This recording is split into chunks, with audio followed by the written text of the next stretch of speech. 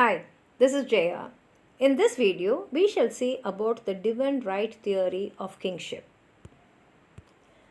This divine right states that a monarch, it can be a king or a queen, they get the right to rule their place directly from God, and therefore they are answerable only to God and they are not answerable to any earthly control like parliaments or the people.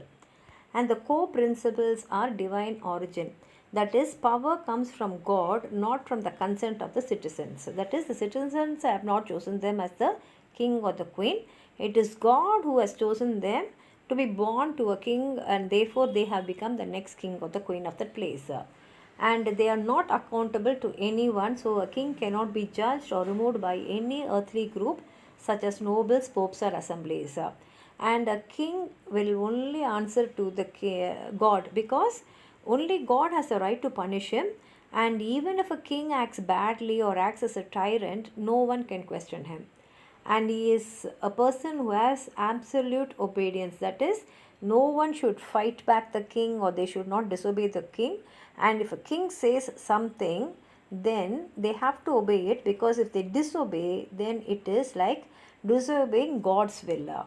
And the famous historical supporters of this theory is King James I of England, who wrote essays in the early 1600s arguing that kings are breathing images of God on earth. That is, the kings are the God who are present on the earth. And we have Sir Robert Filmer, an English writer, who claimed that monarchs inherited absolute power directly from the biblical patriarch Adam. And Bishop Jacques Benin Bosset, he is a French religious leader who defended the absolute rule of King Louis XIV using scripture. And decline of this theory came because of the rise of the parliament, where conflicts like the English Civil War challenged the absolute control and limited royal power. And then we have this social contract theories, because thinkers like John Locke and Thomas Hobbes argued that governments are formed by agreement with the people and not by God. And then we have this democratic revolutions, like events like French Revolution, which replaced rule by divine right with rule by the people.